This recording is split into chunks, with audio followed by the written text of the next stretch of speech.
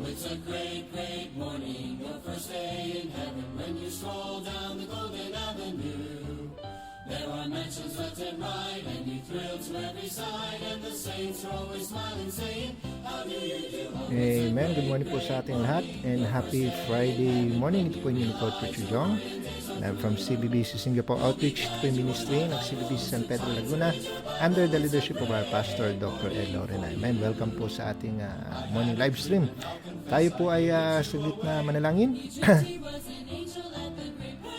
Let's open in prayer. Father in heaven, Lord, we bless you this morning and thank you, God, for the good night rest. Thank you, Lord God, for this brand new day, a brand new strength, Lord God, that you've given us. Thank you for another opportunity that we could listen, Lord God, to your word, even at this time in the morning. And Lord, I pray that you would bless your people.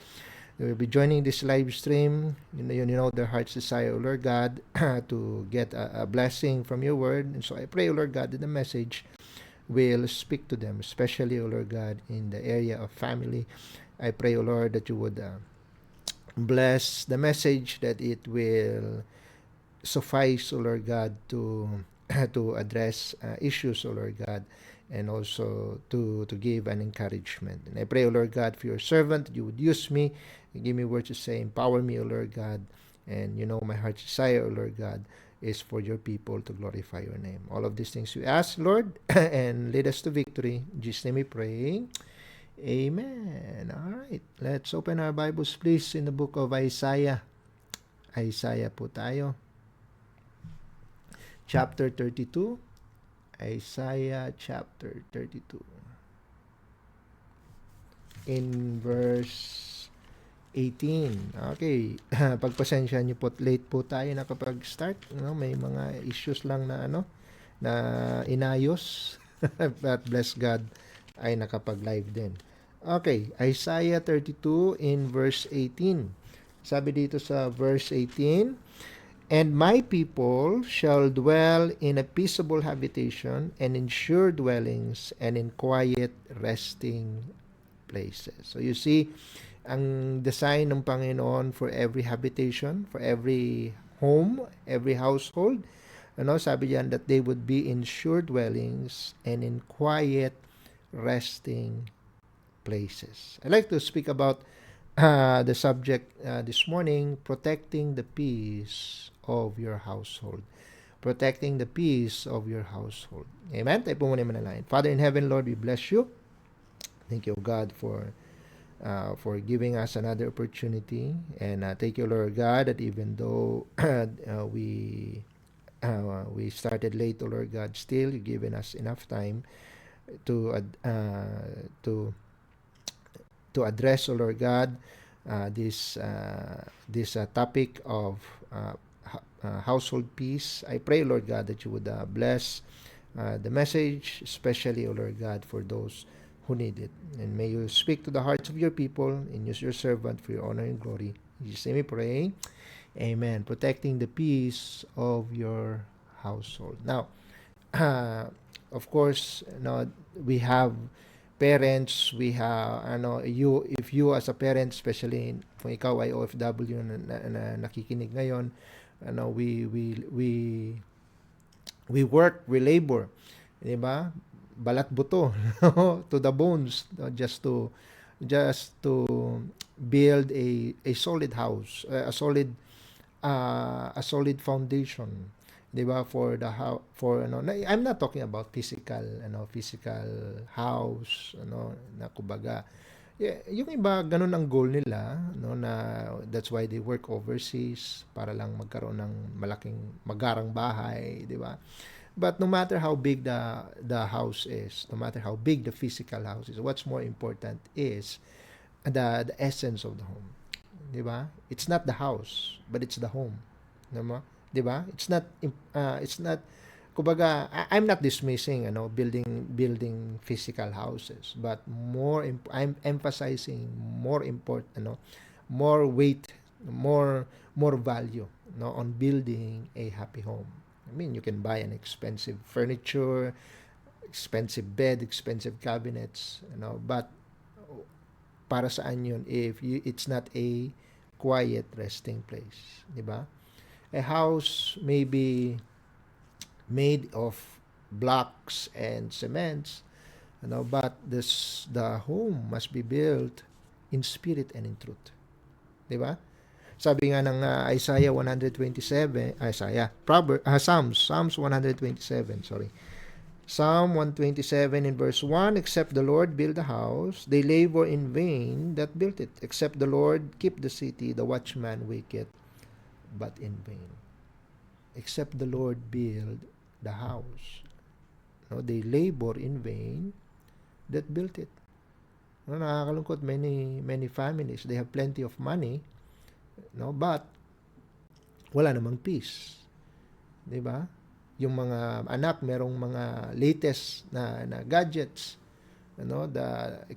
meron silang mga expensive toys, but they don't even know their own parents' hearts. 'Di ba? Kaya nga sabi ng Proverbs 17 in verse 1, sabi dito, better is a dry morsel and quietness therewith than an house full of sacrifices with strife. Amen? Marami kang na-sacrifice, marami kang naipundar, pero lagi namang pinagtatalunan.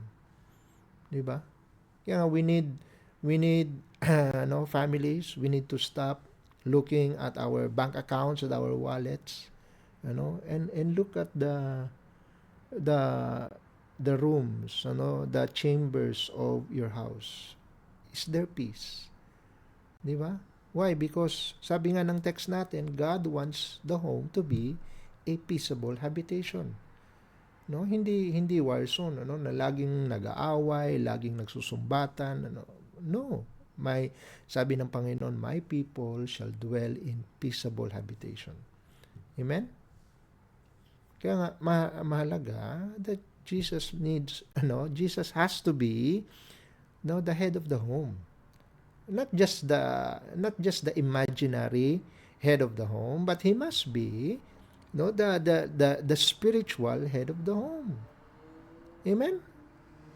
So unless he is not the leader of the home, the house will never be safe. You need a protector greater than yourself. Amen. So, again, how do we protect the peace of our household? I give you 3 points. Number 1, you silence the noise of anxiety. Silence the noise of anxiety. Kung merong mang nagpapaingay ng ng sangkabahayan ninyo, it's that anxiety. Amen? So, kaya nga, lalo na kapag meron tayong tendency na mag bad reaction, para bang every bad news na ma-receive natin is like the end of the world. Tumaas ang krudo, tumaas ang kuryente, tumaas ang bill, 'di ba? Nabawasan yung sweldo. nagkaroon ng sakit si bunso. Hello. Not every bad news, kumbaga don't treat every bad news na para bang alam mo 'yun, kumbaga mangangandara pa ka kaagad, magpapanik ka agad, mag-worry ka agad, mag-absent ka agad sa church para lang dumiskarte. Hello. I mean ang ingay ng anxiety natin, pero tameme naman yung prayer. Hello. Sa sobrang ingay ng worries natin, damay buong bahay. Amen? Whereas we are supposed to be, sabi ng Philippians, be careful for nothing. But in everything, by prayer and supplication with thanksgiving, let your requests be made known unto God. Hello? Unang-una pa lang kapag na-realize mo na kung gaano kalaki yung problema, dapat lumapit ka na kaagad sa Diyos natin, Kinakanta natin, my God is so big, so strong, and so mighty, pero hindi naman natin ina-apply sa buhay Kristiyano natin. Na pagdating ng problema, ng anxiety, na para bang, alam mo yun, Para bang katapusan na natin. Hello? Worries, mga kapatid, that's the thief. Na pinapapasok natin sa front door natin, tapos at alam niyo kung anong ninanakaw niya? Yung peace of mind natin. No? Worry, anxiety. Bakit? Saan ka na naman? Bakit? Ano yung ano yung nabalitaan ko? Instead of talking it out, talk to your spouse. Kung ikaw ay OFW, kausapin mo yung asawa mo, between the two of you, the pillars of the home. Amen? And then ilapit yung dalawa sa Panginoon. Amen? And then ituro nyo sa buong family that you need to pray about the problem instead of crying and worrying about it. Di ba? Sabi ng 1 Peter, casting all your care upon Him, for He cared for you. Amen? Kasi if you want your household to be a quiet resting place, you must learn to trust the Lord. Amen? It must be a household that knows how to trust God. Amen? Kapag may mga bad news, or ikaw nandito ka sa abroad, nakatanggap ka ng bad news. You instead na mag-react ka kaagad, ilapit mo sa Panginoon. Amen? And yung kung lalo na kapag panic na yung buong let your voice be the calm voice of trust, teaching the rest of the members of your family to trust the Lord instead of panicking. Amen? Kapag mama, ganito nangyari, padala ka, teka, kalma muna. Di ba? Pag-pray muna natin yung nangyari. Para magkaroon tayo ng peace of mind at para mas maayos yung mga steps na gagawin natin. Di ba napakaganda? Amen? So, number 1, silence the noise of anxiety. Number 2, secure communication. Amen? Secure the channels of communication. Again, mahirap kapag kapag ang instead na yung puso at utak ang pinapagana, ang nangyayari is yung bibig. Hello.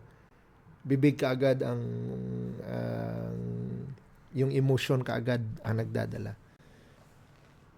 Pagdating ng mga problems, pagdating ng mga worries, or kapag may ginawa ang isang member ng family, didikdikan.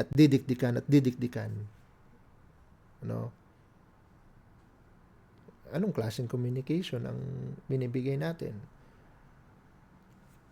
Hello? Tapos, at ito, kung kayo po ay mga members ng family at tatawag kayo sa inyong loved one na nasa abroad, tapos ang kino-communicate nyo lang lagi is bills sa Meralco, tuition, di ba? Mga bayarin na may deadline. Instead na, kamusta ka? Kamusta yung health mo? Kamusta yung relationship mo sa amo mo? Hello? Hindi lang yung puro, alam mo yun? Hindi lang puro problema. I mean, tayo rin naman, make them feel, yung mama mo nagtatrabaho sa abroad, yung papa mo nagtatrabaho sa abroad, or yung kuya or ate mo na nagiging breadwinner ng pamilya ninyo. Abay, kamustahin nyo naman.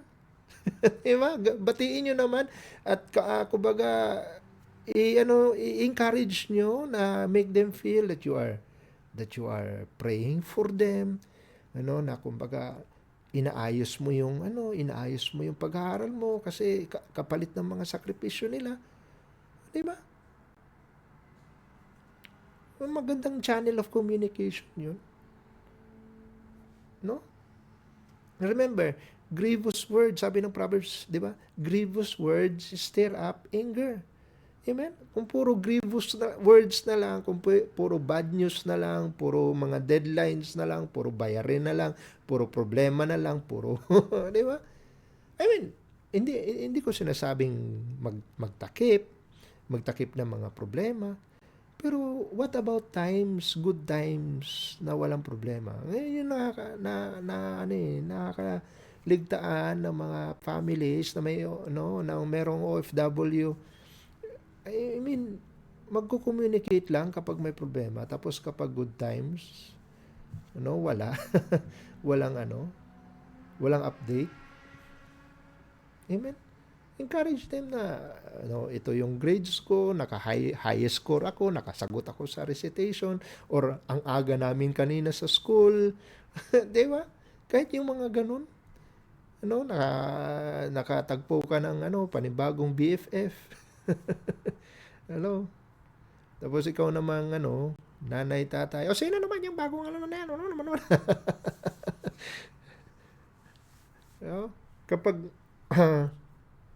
Kapag alam mo yun, mas malakas yung ang problem kasi mas naririnig yung boses natin sa mga bagay na mali kaysa sa mga bagay na tama, or sa mga bagay na negative. Mas malakas ang boses natin pagdating sa negative kaysa sa positive. At pag yan nangyari, mga kapatid, what we have is a noisy home. Amen? Remember, death and life are in the power of the tongue. And they that love it shall eat the fruit thereof. Amen? Okay, kung gusto mo ng maingay, kung gusto mo ng laging magulo, din aanihin mo yun. Hello? Aanihin mo yung resulta ng bahay na maingay. Amen? Again,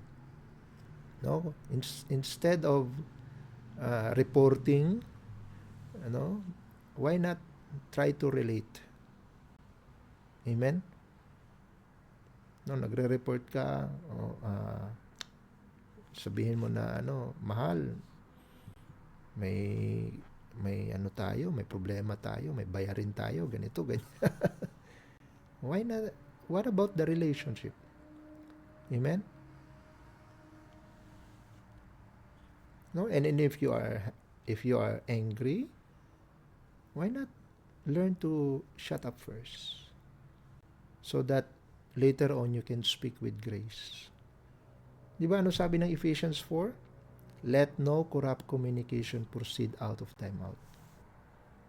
Amen? Dapat to the use of edifying. Amen? And kayo mga anak, mga anak ng OFW, diba? Learn to talk to God. Na Lord, take care of my mother, take care of my father. Amen? O ikaw naman na pag-iwanan diyan sa Pinas, at yung asawa mo, Lord, take care of my husband, take care of my wife. Di ba? Ang unang communication na dapat ma-establish natin is yung communication natin sa Panginoon. Pray without ceasing. Amen? Kasi ganito kung napag-pray mo ang asawa mo, the next na chat ninyo, the next na video call ninyo maayos. Amen? Walang away, walang gulo. Kasi why? Nag-pray. Amen?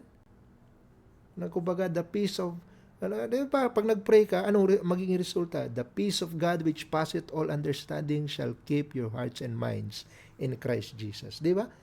It will keep your hearts and minds. Amen? So meron kang peace of mind at hindi ka tuliro. Hindi ka aligaga. Hello, kapag makikipag-usap. Amen? And instead, dahil napag-pray mo na, matutupad mo yung sasabi ng Bible na, let your speech be always with grace. Diba? Sabi ng Colossians. Amen? Seasoned with salt. Amen? Ano yung kumpletong ano nun? Colossians chapter 4.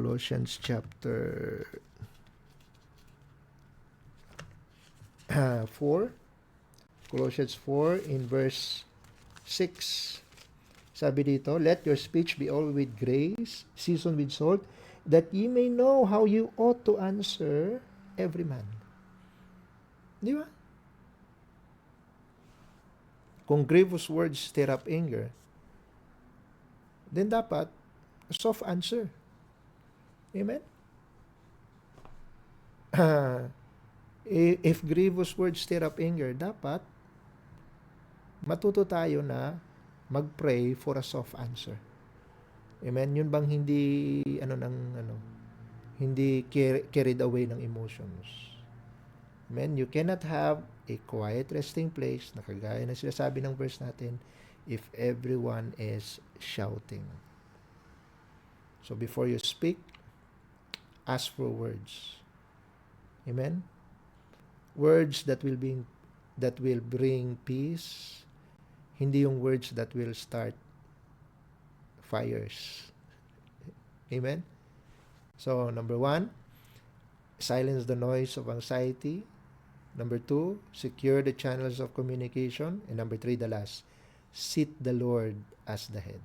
In order for us to have a peaceable habitation, to have a peaceful home, you need to, number 3, seat the Lord as the head of the family. Amen?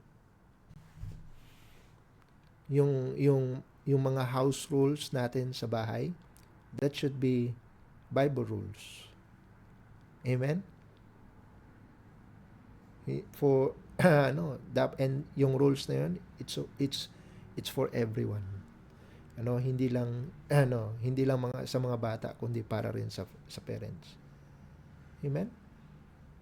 And concerning the church, stop treating the church na para ba siyang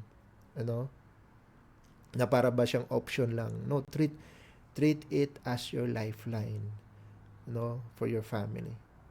Na kung wala ang church, it would endanger the relationship and the peace of the home. Amen? Sabi ng Colossians, nandun pa tayo sa Colossians chapter 3 in verse 15, and let the peace of God rule in your hearts, to the which you are called into one body, and be ye thankful. Dapat ang naghahari sa puso natin is yung peace ng Panginoon. Hindi pera. Kung pera ang naghahari sa puso mo, kung pera ang naghahari sa pamamahay ninyo, you will be a slave, sa stress. Money is a stressful master, mga kapatid. Amen? Dapat gawin sa pera, treat it as it is. It's a tool, it's an instrument, and nothing more, nothing less. Amen? Wag mong gawing priority or goal or worse, maging master. Amen? Na kumbaga wala nang ibang inatupag kundi pagkita ng pera. No, sabi ng Matthew 6, di ba? Seek ye first the kingdom of God and His righteousness, and all these things shall be added unto you. Amen? Seek ye first the kingdom of God. Kaya nga instead of being a family of warriors, be a family of prayer warriors. Puro kayo warriors eh. Amen? Yung mama nagwo-worry, yung papa nagwo-worry, yung mga anak nagwo-worry, yung lolo at lola nagwo-worry, pati katulong nagwo-worry, pati aso nagwo-worry kung may makakain pa ba siya o hindi. Hello? Pray. Pray together. Amen? And and you as a family, you you behave, amen, as if you have the same boss. And who is that? The Lord. Amen? No, na kumbaga, alam mo yun, ang Panginoon, ang landlord. Amen? No?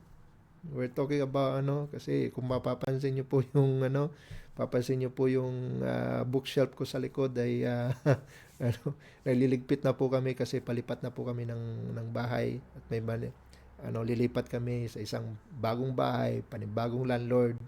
Amen.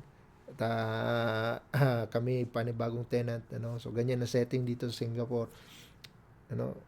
And with our home, with our household, we should seat God as the landlord. Amen? Make the Lord the landlord. Amen? At tayo ay caretaker lang, steward lang, of the household that He entrusted unto us. Hello? At maging motto ninyo, sa maging goal ninyo as a family, that sabi nga kagaya ni Joshua 24, as for me and my house, we will serve the Lord. Amen? No? Yung what better status for our family than for our family to be called followers of God. 'Di ba? At kung 'yun ang magiging identity natin, then we become successful. As leaders of the home, we will have success. Success hindi lang siya promotion sa trabaho, kundi success natin pag nakita natin we are a family that is governed and ruled by God. Amen. Yun yung yun yung pleasure ng Panginoon na i-bless ang bawat household na nananampalataya sa Kanya. Proverbs chapter 3. Look at verse 33. Sabi yan, the curse of the Lord is in the house of the wicked, but He blesseth what? The habitation of the just. Amen? Yun yung binibless ng Panginoon.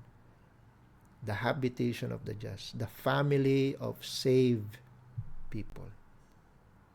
Amen? Kaya put God in charge. Amen? Whether in good times or whether in not just in bad times, but even in good times. Amen? Wag yung nagbibigay sa atin. Dapat yung presence ng Panginoon ang nagbibigay sa atin ng joy. Nagbibigay sa atin ng kagalakan. Hindi yung remote control, hindi yung Netflix. Amen? Kundi yung Bible. Amen? Yung every family devotion. Amen? Maging meaningful, maging joyful. It's a joyful activity, not a dreadful chore. Devotion na naman. No. It should be joy of your family. Amen? But again, hindi mo ma-enforce yan by sheer willpower. Hindi, dapat pinagpiprayan. Amen? Lord, in our next devotion, fill us with love, fill us with joy.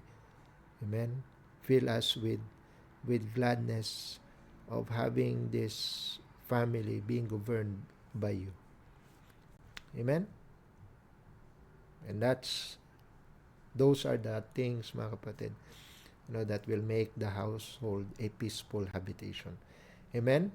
Number 1, silence the noise of anxiety. Number 2, secure the channels of communication. And number 3, seat the Lord as the head.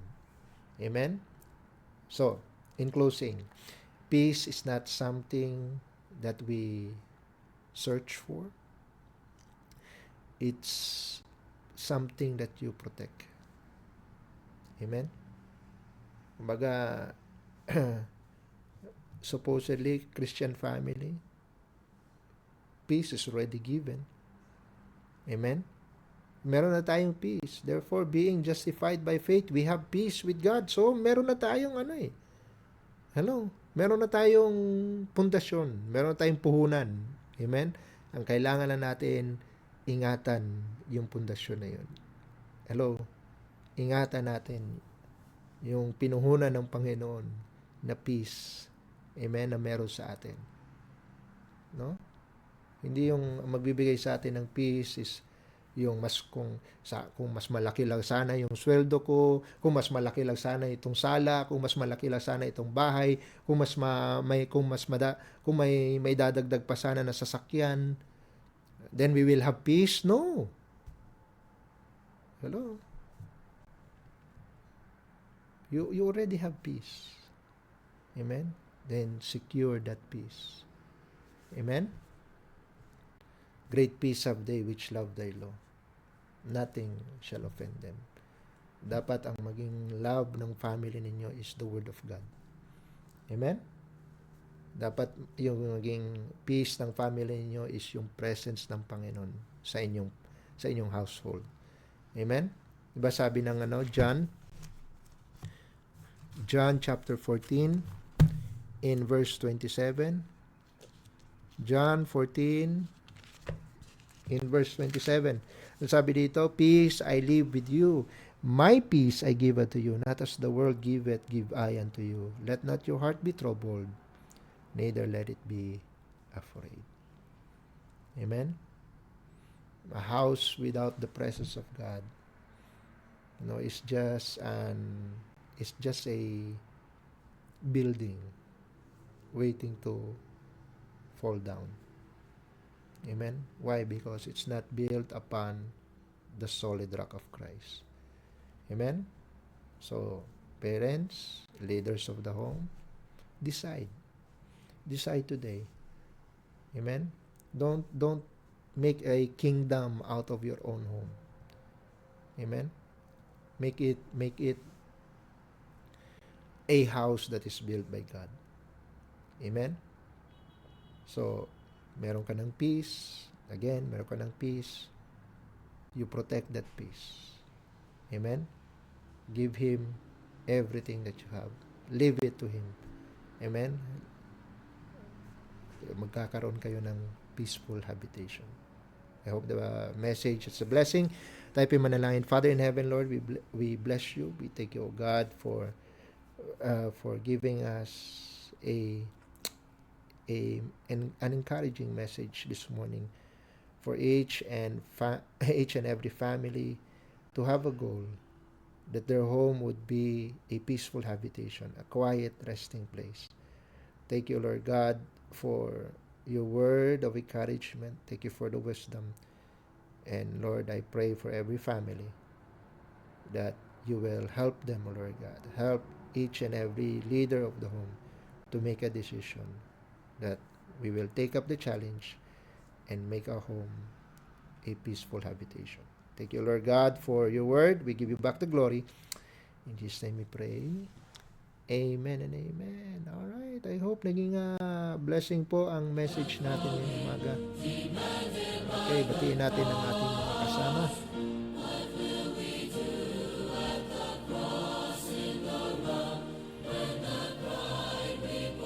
Give you back the glory. Okay, so we have Sister Jackie, good morning sa iyo. Sister Grace, good morning. And also kay Ma'am Eunice, amen, good morning. Sister Elvie, good morning. And also kay Sister Jonalie, good morning. Kay Ma'am Irene and Brother John Ray sa Midsayap, may buntag. Amen. Also kay Sister Tere, good morning. And kay Sister Joffin, good morning. Sister Laila, good morning sa iyo. Kay Ma'am Jovi, good morning po. And also kay Sister Joanne, good morning. Kay Nurse Christine, hello sis, good morning. Thank you for joining Ma'am Lolit Maristanes, good morning po sa inyo. And Sister Anlene, good morning. And kay Sir Jason Aroy, good morning po. Kay Sister May Ann Narciso, good morning. And also kay Sister Barbie, good morning. Kay Ma'am Nessie Saturinas, good morning. Sir Archie Ricolcol, good morning po. And also kay Sister Cathy, good morning. Kay Sister Noemi, hello te, good morning. And also kay Sir Jabison and kay Ma'am Herminia Espiritu, good morning po. Kay Sir Noel Rawadin, hello sir, good morning. Thank you po for joining. Amen. Alright, members, magkita-kita po tayo for sa ating services this coming weekend. Amen. Please pray for us. Kasalukuyan po kaming late na po nakatulog at nagliligpit pa po ng mga at by Monday iba na yung magiging background natin. But thank God 5 years po kaming nandito sa tinawag naming White House. It's been a great it's been a blessing. Those 5 years na nandito po kami na makatira sa isang malaking bahay wherein we can hold many fellowships. So mamimiss namin itong bahay na ito, but ayun nga, things are hindi lahat ng bagay ay permanente, lalo at nangungupahan ka lang. Amen. So please pray for us, and enjoy pala the holiday. Today is a holiday also dyan sa Pilipinas. And ay Mayo 1, amen. May 1 na. Wow, bilis ng panahon. Right? So members, kita-kits tayo sa bukas service and also sa Sunday. Pray for big day on Sunday. Pray for our saturation. Amen. Pray for great weather. Right? Tayo po ay magbukas po sa panalangin. Let's bow our heads to prayer. Father in heaven, Lord, we bless you. Thank you, God, for giving us a great message, Lord God, for every family. And I pray, Lord, that you would bless your word, may it be kept in their hearts. I pray, Lord God, that you would bless the rest of the day and make your people enjoy the holiday, Lord God. And Lord, I pray that you would continue to bless each and every family, to keep them under your protection and in your provision, Lord God. And I pray, Lord, that you would also extend your hand, Lord God, for those who are in need, whether of good health or provision, or whether wisdom, Lord God, in making decisions. I pray, Lord God, for our pastor. May continue to bless him with good health and great and strength, Lord God, for his ministry, Lord God, for everything that is doing for you, for the family, and for the church there is San Pedro, for the missions, for the outreaches, Lord God. Thank you, Lord God, for the outreach. May continue to bless, Lord God, your people here in Singapore. And Lord, for this coming weekend, may you once again send revival through the messages that we will hear. I pray, Lord God, for your blessing, your continual blessing upon this live stream program. Use it continually, Lord, for your honor and for your glory, to make your people draw closer to you and to hear your word, to learn from it. Thank you, Lord God, for the privilege that you've given your servant, and we give you back all the glory. In Jesus' name we pray. Amen and amen. All right, thank you po for joining. God bless you all. We are dismissed.